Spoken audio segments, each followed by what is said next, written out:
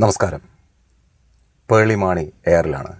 അതിൻ്റെ കാരണം എന്താണെന്ന് വെച്ചാൽ രണ്ട് വള്ളത്തിലും കാല് വെക്കുന്ന തരത്തിലുള്ള ഒരു നിലപാട് എടുത്തതിൻ്റെ പേരിൽ യഥാർത്ഥത്തിൽ നിലപാടില്ലായ്മ എന്ന നിലപാട്. നമുക്കറിയാം, വിദ്യാഭ്യാസ മന്ത്രി ധർമ്മേന്ദ്ര പ്രധാൻ്റെ രാജി ആവശ്യപ്പെട്ടുകൊണ്ട് അതിശക്തമായ സമരമാണ് CJPയുടെ നേതൃത്വത്തിൽ ഡൽഹിയിൽ നടന്നുകൊണ്ടിരിക്കുന്നത്. ആ ഒരു വിഷയത്തിൽ പ്രതികരിക്കാതെ ഒരുപാട് ദിവസങ്ങൾ പേളി മാണി കടന്നുപോയി. അതിനെതിരെ ശക്തമായ വിമർശനം ഫോളോവേഴ്സിൽ നിന്ന് തന്നെ വന്നതിൻ്റെ പേരിൽ ഒടുവിൽ നിവൃത്തിയില്ലാതെ പ്രതികരണം എന്ന പേരിൽ ഒരു പോസ്റ്റ് പേളി മാണി ഇട്ടു. ആ പോസ്റ്റിൻ്റെ പ്രത്യേകത എന്താണെന്ന് വെച്ചാൽ ഒരു നെടുനീളം പോസ്റ്റാണ്. അതൊന്നും മൊത്തം വായിക്കാനൊന്നും ഞാൻ മെനക്കെടുന്നില്ല. അതിൻ്റെ ഒരു രത്ന ചുരുക്കം എന്താണെന്ന് വെച്ചാൽ, ഒരു ഭാഗത്ത് വിദ്യാർത്ഥികളെ സപ്പോർട്ട് ചെയ്യുന്നു, ഒരു ഭാഗത്ത് കേന്ദ്ര സർക്കാരിനെയും സപ്പോർട്ട് ചെയ്യുന്നു. ആ ഒരു നിലപാടില്ലായ്മ എന്ന നിലപാട് പേളി മാണി സ്വീകരിച്ചതിന് ഇപ്പോൾ എയറിൽ സഞ്ചരിച്ചുകൊണ്ടിരിക്കുകയാണ്.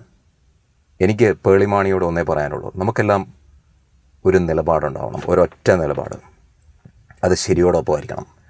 നമുക്കെല്ലാം ഓരോ രാഷ്ട്രീയമുണ്ട്. ചിലർ BJPയെ സപ്പോർട്ട് ചെയ്യും, ചിലർ CPMനെ സപ്പോർട്ട് ചെയ്യും, ചിലർ ഈ പറഞ്ഞ പോലെ കോൺഗ്രസിനെ സപ്പോർട്ട് ചെയ്യും, ചിലർ ഒരു രാഷ്ട്രീയ പാർട്ടിയിലും വിശ്വസിക്കാതെ നടക്കുന്ന ആളുകളും ഉണ്ടാവും.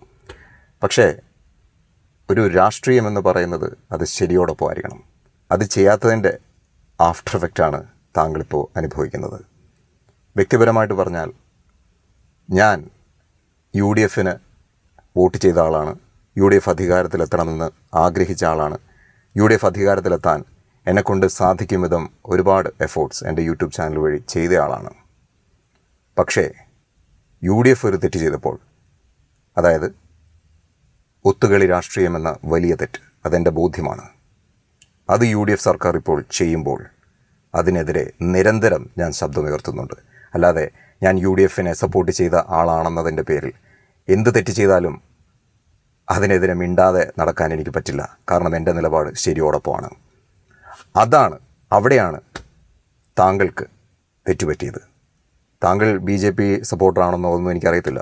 പക്ഷേ ഒരു വിഷയത്തിൽ നമ്മളൊരു നിലപാടെടുക്കുമ്പോൾ അത് ശരിയോടൊപ്പമായിരിക്കണം, അത് സത്യസന്ധമായിരിക്കണം.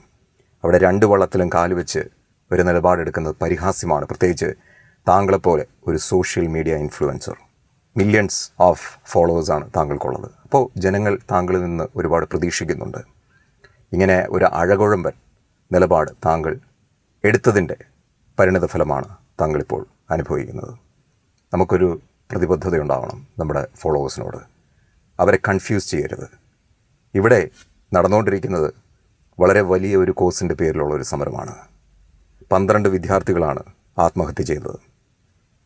ഉറക്കം നഷ്ടപ്പെടുത്തി ഒരുപാട് കഷ്ടപ്പെട്ട് പഠിച്ചിട്ട് അവസാനം ഇതുപോലൊരു അട്ടിമറി ഒരു പരീക്ഷയിൽ സംഭവിക്കുക എന്ന് പറഞ്ഞാൽ അത് ആർക്കും ഉൾക്കൊള്ളാൻ കഴിയുന്ന കാര്യമല്ല. ഒരു നിമിഷം പോലും ആ വിദ്യാഭ്യാസ മന്ത്രിക്ക്, ധർമ്മേന്ദ്ര പ്രധാൻ എന്ന വിദ്യാഭ്യാസ മന്ത്രിക്ക് ആ കസേരയിലിരിക്കാനുള്ള ധാർമ്മിക യോഗ്യതയില്ല. ഈ നടന്ന അട്ടിമറിയിൽ പുള്ളിക്ക് ധാർമ്മിക ഉത്തരവാദിത്വമുണ്ട്. അയാൾ രാജിവെച്ച് പുറത്തു പോകേണ്ട സമയം അതിക്രമിച്ചു.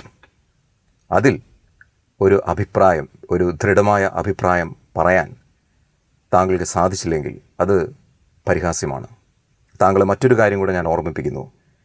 നമ്മുടെ നാട്ടിൽ 2 റെയിൽവേ മന്ത്രിമാരുണ്ടായിരുന്നു, 2 റെയിൽവേ മിനിസ്റ്റേഴ്സ്. ഒന്ന് ലാൽ ബഹദൂർ ശാസ്ത്രി, 2 നിതീഷ് കുമാർ.